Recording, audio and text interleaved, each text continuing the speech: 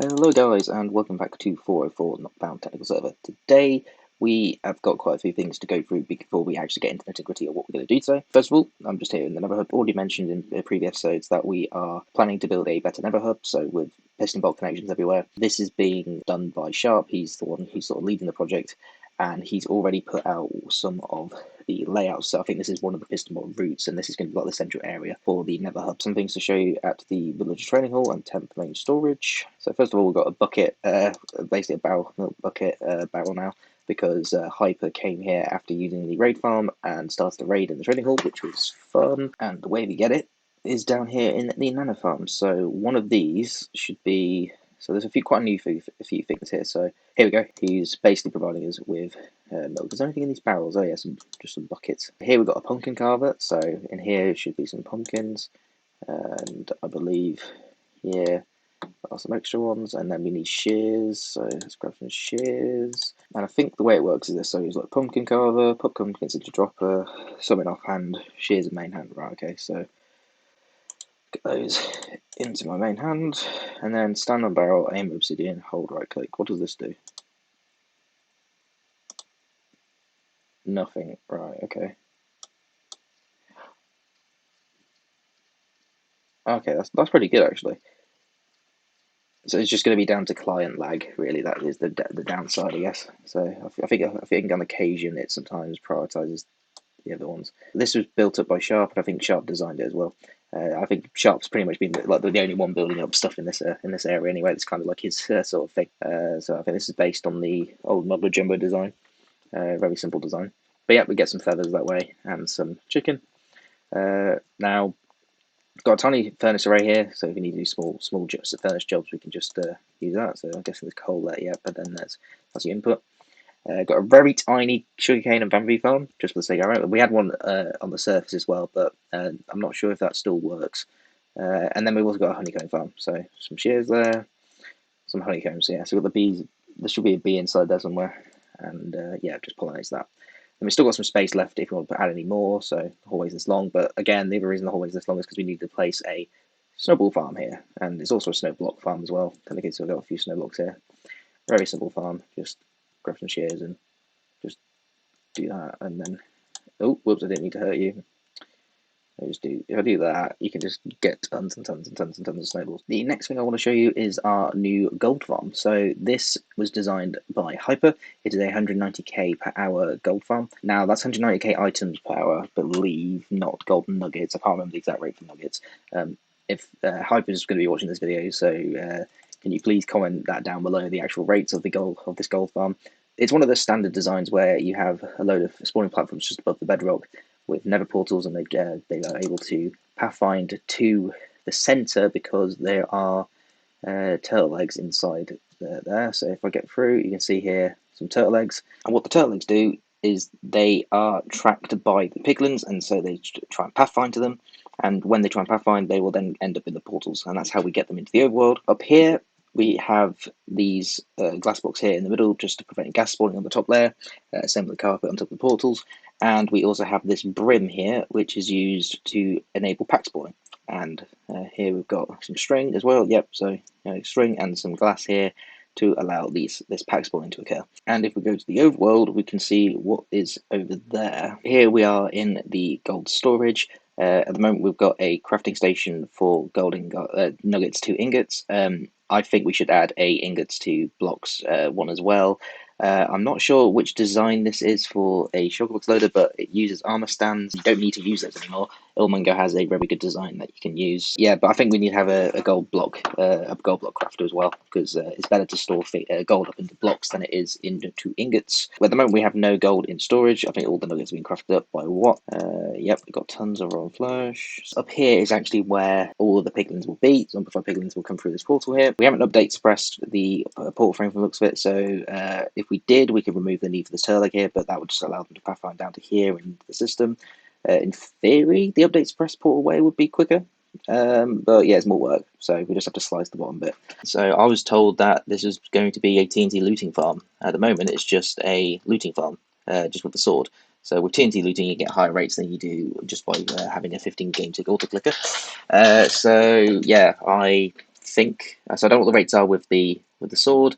I was told that the rates are 190k per hour with the TNT looting. So whenever that gets added in, then that would be what we have. Either way, this gold farm is going to help a lot with the project we're doing today. And obviously the title's a giveaway. We are going to be actually doing the Piglin bartering farm.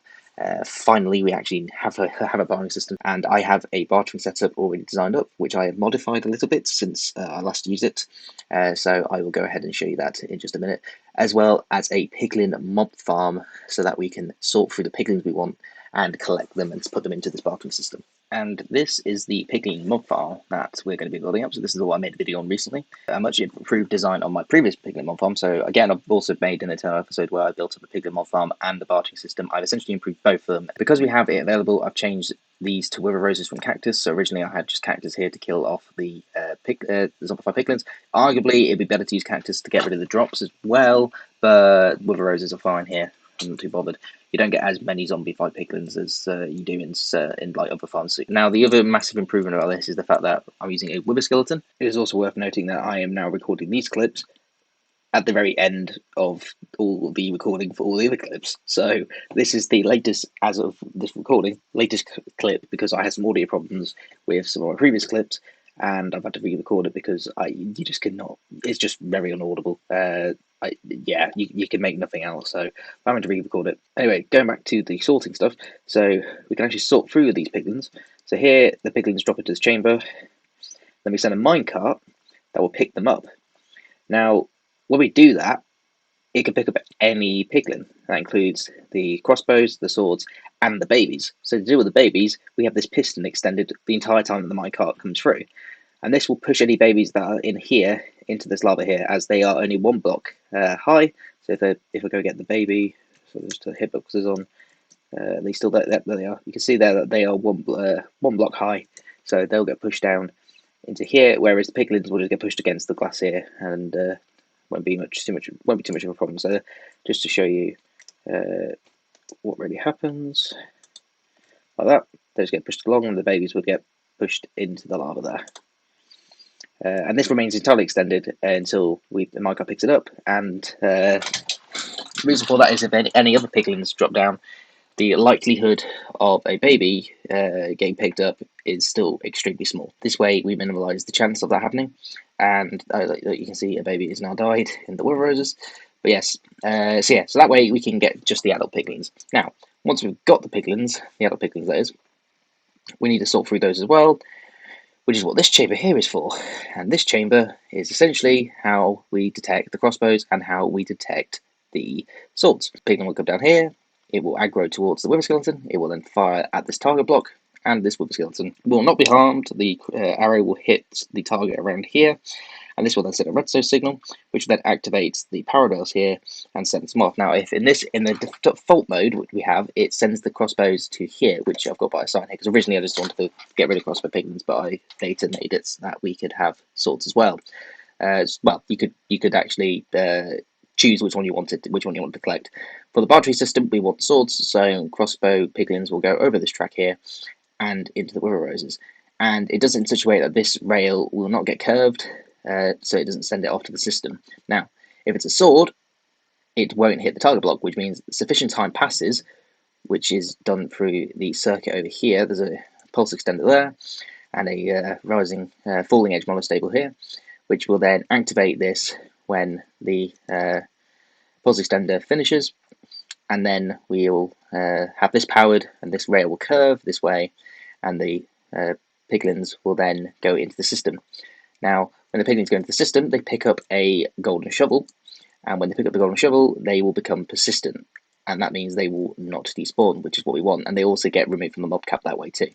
Now, we can then, didn't mean to do that. Now, we have 2 options after that, which is done by this rail here. So this will power this rail to go in different ways. If we have it going the other way, it will go straight to the output you want it. So if you want to send them straight to the bartering system, you can do that.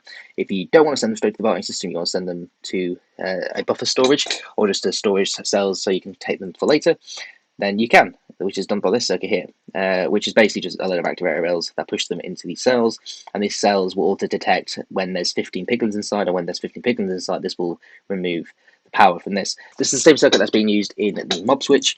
So that was designed up by Sharpfang, also known as Random. So credit goes to him for this particular neat circuit. And yeah, so you can see here that this one's only got 15 piglins in it, which is what the activate rails of. And here is the bartering setup that we are going to build. So this is the second thing that we need. So this was a joint project. So essentially, this area here was done by one of our newest members, Badger and Hyper. They went ahead and did all the storage stuff for it, whereas I did the bartering. So this bartering setup is essentially a much more improved version of the bartering setup I had on Eternal. It is the same rates, so theoretically, because it's 240 piglins, that's 849.6k items per hour. That is assuming that all the piglins receive gold the exact same amount of time, and those items go straight into storage as soon as they are actually sent. Essentially, as soon as the piglins start sending items to you, which of course is not the case, as we've got to have so here the items will fall down into the central chute. Just go into spectator mode, out of here, get pushed into here, then pushed into here, and then they get sent into storage this way, and that's how we get them into storage, and then bin the unstackables.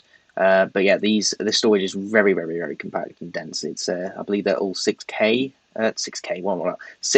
hopper speed shulker box loaders here, so very fast and very condensed. But yeah, this is all Badgers and Hyper's work, so I don't understand necessarily the ins and outs of everything, but anything that I've said wrong can be corrected by either of them. So please feel free to correct me, guys, in the comments. I made it even more smaller, and now the chute's even simpler. So there's no redstone underneath essentially now, other than just the slime bit there. So player can just stand on this flower pot like you do in Nempom's design. So yeah, it is a modified Nempom design. So all these cells have the same sort of like those piglin cells. I can't remember what Nempom called them, but yeah, he. Essentially, he came up with the idea where you can just have loads of piglins in one cell and just throw it to the player. And the blue ice here is to allow the items to fall down into the chute. Now, when there's piglins in the system, these blue ice blocks here will fall down. The reason these are up is that we have these automatic cells. So we can load all the piglins into this system automatically. We'd have to worry about how to count them or anything like that, because I found that when me and Griffin did it on Eternal, it just was a pain trying to count exactly 15 every time. This way, it's fully automated, so we'd have to worry, and this works really well with the... oh, that's wrong. That's very wrong. Okay, let's get rid of that. There you go. It's the same as the mob farm here. You just power a redstone torch here, and it will then power all of these here. So we've got essentially...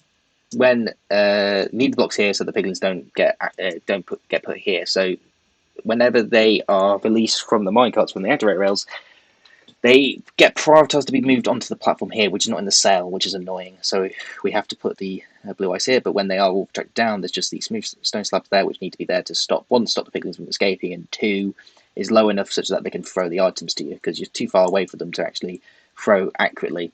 And this way it also removes having to use vines as well, which can cause some lag issues. These will all be retracted down when it's fully filled, and you just turn it on by flicking a lever up there, and it will dispense gold to both sides. So the gold is loaded from these 2 times hopper speed shulker box loaders, which were designed by Cubeydoo. And then if we want to actually load up these shulker box loaders, it's just very simple. All we've got to do is put them into this chest here, and it will then load up into this chest minecart here, which will then, when it gets to about, so it should be roughly around 8 shulker boxes in here. So there'll always be a little bit more, but when it gets to roughly 8 shulker boxes, it will then launch it off into the system, and it will then distribute 8 equally. I think now I will go to a time lapse of this build.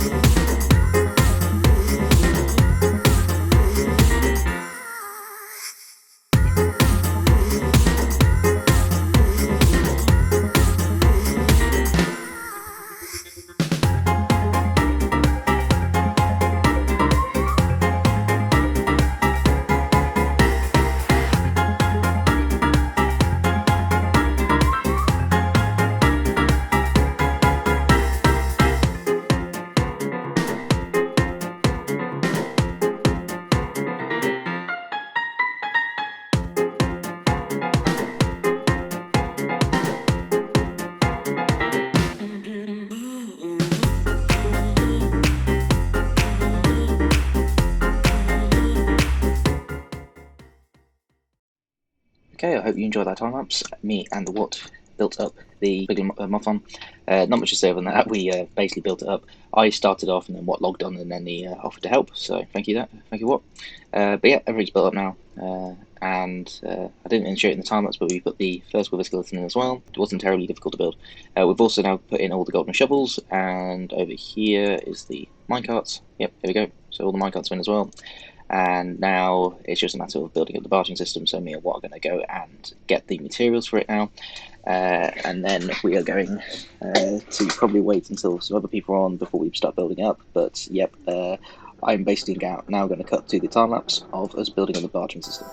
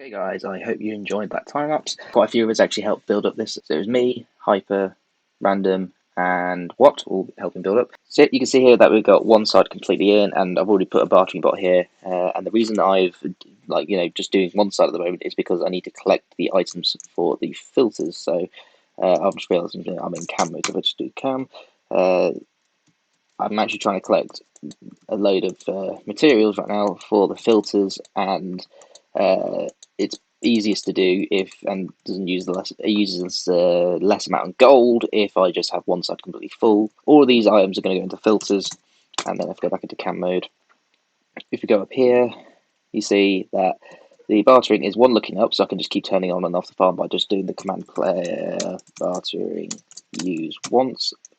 And once I do that, it'll start this process up. If I go into out of cam mode and stand right above here, so I've removed a block here so I can get the bartering items. So if I do player bartering use once, it should start the entire system. Start to look at the gold, and then they'll start throwing it. There we go.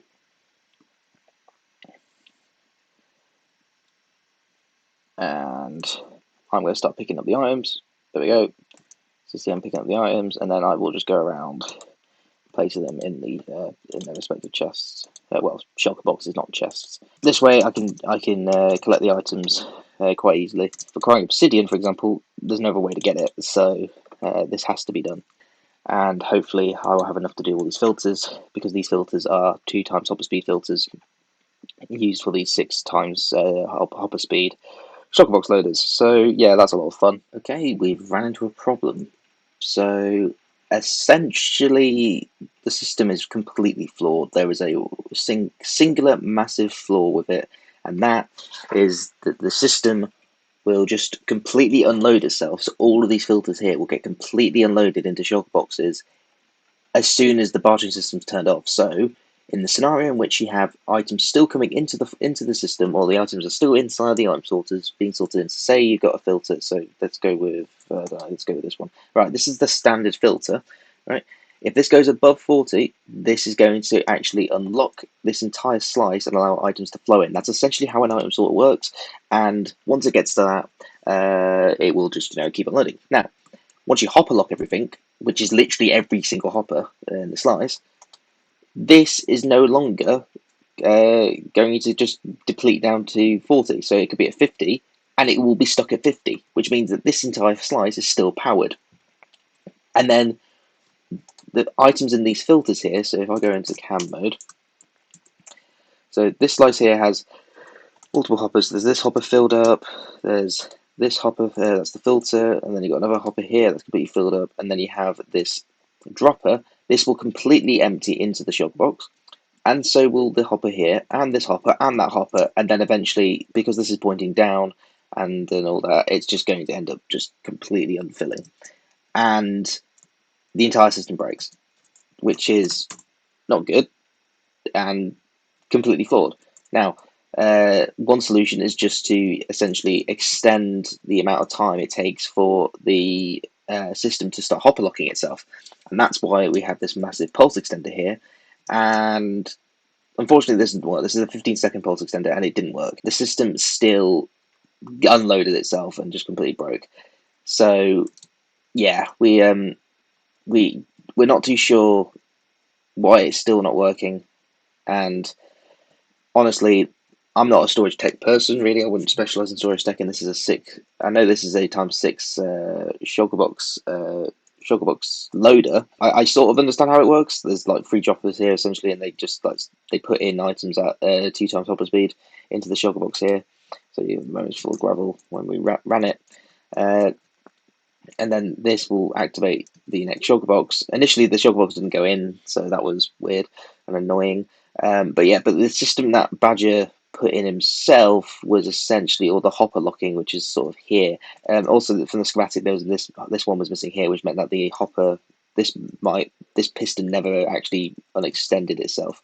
So this entire bit here was still hopper locked, which is problematic as well. So yeah, I think on that note, I'm going to end the episode here.